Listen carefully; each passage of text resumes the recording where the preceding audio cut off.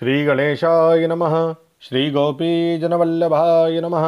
श्रीमद्भागवत महापुराण अथ विंशोऽध्यायः। भगवान वामन जी का विराट रूप होकर दो ही पग से पृथ्वी और स्वर्ग को नाप लेना।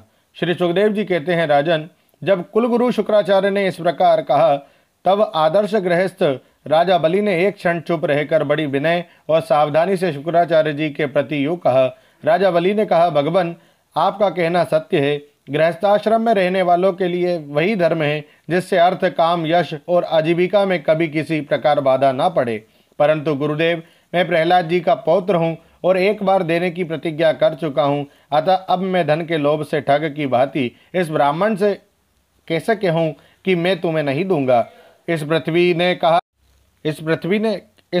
कहा है कि असत्य से बढ़कर कोई अधर्म नहीं है। मैं सब कुछ सहने में समर्थ हूँ, परंतु झूठे मनुष्य का भार मुझसे नहीं सहा जाता। मैं नरक से, दरिद्रता से, दुख के समुद्र से, अपने राज्य के नाश से और मृत्यु से भी उतना नहीं डरता जितना ब्राह्मण से प्रतिज्ञा करके उसे धोखा देने से डरता हूँ।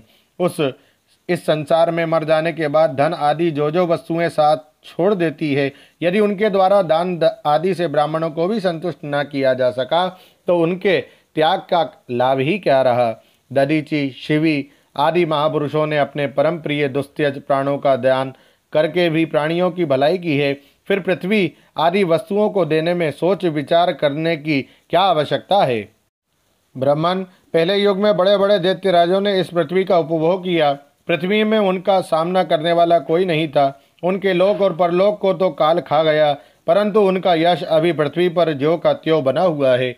गुरुदेव, ऐसे लोग संसार में बहुत है जो युद्ध में पीठ ना दिखाकर अपने प्राणों की बलि चढ़ा देते हैं, परंतु ऐसे लोग बहुत दुर्लभ हैं जो सत्पात्र के प्राप्त होने पर श्रद्धा के साथ धन का दान करे। गुरुदेव, यदि उदार और करुणाशील पुरुष अपात्र याचक की कामना पूर्ण करके दुर्गति भोगता है तो वह दुर्गति भी उसके लिए शोभा की बात होती है। फिर आप जैसे ब्रह्मवेत्ता पुरुषों को दान करने से दुख प्राप्त हो तो उसके लिए क्या कहना है। इसलिए मैं इस ब्रह्मचारी की अभिलाषा अवश्य पूर्ण करूंगा। महर्षि, वेद विधि के जानने वाले आप लोग बड़े आदर से यज्ञ यागादि के द्वारा जिनकी आराधना करते हैं, वे वरदानी विष्णु ही इस रूप में हो अथवा कोई दूसरा हो, तो मैं इनकी इच्छा के अनुसार इन्हें पृथ्वी का दान करूंगा। यदि मेरे अपराध न करने पर भी ये अधर्म से मुझे बांध लेंगे तब भी मैं इनका अनिष्ट नहीं चाहूँगा, क्योंकि मेरे शत्रु होने पर भी इन्होंने भयभीत होकर ब्राह्मण का शरीर धारण किया है। यदि ये पवित्र कीर्ति भगवान विष्णु ही है तो अपना यश नहीं खोना चाहेंगे, अपनी मांगी हुई वस्तु लेकर ही रहेंगे। मुझे युद्ध में मारकर भी पृथ्वी छीन सकते हैं, और यदि कदाचित ये कोई दूसरे ही है तो मेरे बाणों की चोट से सदा के लिए रणभूमि में सो जाएंगे।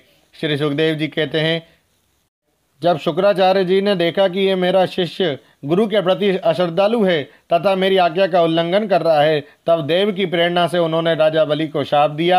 यद्यपि वे सत्य प्रतिज्ञ और उदार के होने के कारण शाप के पात्र नहीं थे। शुक्राचार्य जी ने कहा, परंतु हे मूर्ख, तू है तो अज्ञानी परंतु अपने को बहुत बड़ा पंडित मानता है। तू मेरी उपेक्षा करके गर्व कर रहा है। तूने मेरी आज्ञा का उल्लंघन किया है, इसलिए शीघ्र ही तू अपनी लक्ष्मी खो बैठेगा। राजा बलि बड़े महात्मा थे। अपने गुरुदेव के शाप देने पर भी वे सत्य से नहीं डिगे। उन्होंने वामन भगवान के विधि पूर्वक पूजा की और हाथ में जल लेकर 3 पग भूमि का संकल्प कर दिया। उसी समय राजा बलि की पत्नी विंध्याबली, जो मोतियों के गहनों से सुसज्जित थी, वहाँ आई। उसने अपने हाथों वामन भगवान के चरण पखारने के लिए जल से भरा सोने का कलश लाकर दिया। बलि ने स्वयं बड़े आनंद से उनके सुंदर सुंदर युगल चरणों को धोया और उनके चरणों का वह विश्व पावन जल अपने सिर पर चढ़ाया। उस समय आकाश में स्थित देवता, गंधर्व, विद्याधर, सिद्ध, चारण सभी लोग राजा बलि के इस अलौकिक कार्य तथा सरलता के प्रशंसा करते हुए वे आनंद से उनके ऊपर दिव्य पुष्पों की वर्षा करने लगे। एक साथ ही हजारों दुंदुभियाँ बार बार बजने लगी। गंधर्व, किमपुरुष और किन्नर गान करने लगे, अहो धन्य है इन उदार शिरोमणि बलि ने ऐसा काम कर दिखाया जो दूसरों के लिए अत्यंत कठिन है। देखो तो सही, इन्होंने जानबूझकर अपने शत्रु को 3 लोकों का दान कर दिया। इसी समय एक बड़ी अद्भुत घटना घट गई। अनंत भगवान का वह त्रिगुणात्मक वामन रूप बढ़ने लगा। वह यहाँ तक बढ़ा कि पृथ्वी, आकाश, दिशाएं, स्वर्ग, पाताल, समुद्र, पशु, पक्षी, मनुष्य, देवता और ऋषि सब के सब उसी में समा गए। ऋत्विज, आचार्य और सदस्यों के साथ बलि ने समस्त ऐश्वर्यों के एकमात्र स्वामी भगवान के उस त्रिगुणात्मक शरीर में पंचभूत इंद्रिय, उनके विषय, अंतःकरण और जीवों के साथ वह संपूर्ण त्रिगुण में जगत देखा। राजा बलि ने विश्वरूप भगवान के चरण तल में रसातल, चरणों में पृथ्वी, पिंडलियों में पर्वत, घुटनों में पक्षी और जांघों में मरुदगण को देखा। इसी प्रकार भगवान के वस्त्रों में संध्या, गुह्य स्थानों में प्रजापति गण, जगन स्थल में अपने सहित समस्त असुरगण, नाभि में आकाश, कोख में सातों समुद्र और वक्षस्थल में नक्षत्र समूह देखे। उन लोगों का भगवान के हृदय में धर्म, स्तनों में ऋत, मधुर और सत्य वचन, मन में चंद्रमा, वक्षस्थल पर हाथों में कमल लिए लक्ष्मी जी, कंठ में सामवेद और संपूर्ण शब्द समूह उन्हें दिखे। बाहुओं में इंद्रादि समस्त देवगण, कानों में दिशाएं, मस्तक में स्वर्ग, केशों में मेघमाला, नासिका में वायु, नेत्रों में सूर्य और मुख में अग्नि दिखाई पड़ी। वाणी में वेद, रसना में वरुण, भोह में विधि और निषेध, पलकों में दिन और रात, विश्वरूप के ललाट में क्रोध और नीचे के ओठ में लोभ के दर्शन हुए। परीक्षित, उनके स्पर्श में काम, वीर्य में जल, पीठ में अधर्म, पद विन्यास में यज्ञ, छाया में मृत्यु, हंसी में माया और शरीर के रोमों में सब प्रकार की औषधियाँ थीं। उनकी नाड़ियों में नदियाँ, नखों में दिशाएं और बुद्धि में ब्रह्मा, देवता एवं ऋषिगण दिख पड़े। इस प्रकार वीरबर बलि ने भगवान की इंद्रियों और शरीर में सभी चराचर प्राणियों का दर्शन किया।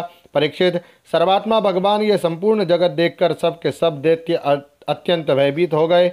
इसी समय भगवान के पास असह्य तेज वाला सुदर्शन चक्र, गरजते हुए मेघ के समान भयंकर टंकार करने वाला शारंग धनुष, बादल की तरह गंभीर शब्द करने वाला पांचजन्य शंख, विष्णु भगवान की अत्यंत वेगवती कौमोद की गदा, 100 चंद्राकार चिन्हों वाली ढाल और विद्याधर नाम की तलवार, अक्षय बाणों से भरे 2 तरकश तथा लोकपालों के सहित भगवान के सुनंद आदि पार्षदगण सेवा करने के लिए उपस्थित हो गए। उस समय भगवान की बड़ी शोभा हुई। मस्तक पर मुकुट, बाहुओं में बाजूबंद, कानों में मकराकृति कुंडल, वक्षस्थल पर श्रीवत्स चिन्ह, गले में कौस्तुभ मणि, कमर में मेखला और कंधे पर पीताम्बर शोभायमान हो रहा था।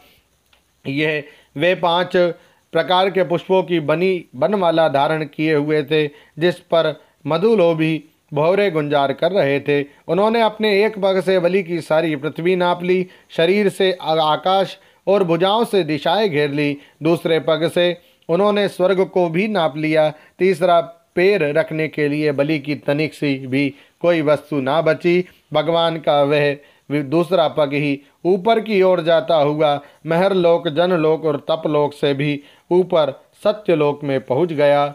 ओम नमो भगवते वासुदेवाय। श्रीमद्भागवते महापुराणे पारमहंस्यां संहितायाम् अष्टम स्कंधे विश्वरूप दर्शनम नाम 20तमोऽध्यायः। श्रीराधाकृष्णार्पणमस्तु। हरये नमः, हरये नमः, हरये नमः। जय श्री कृष्ण।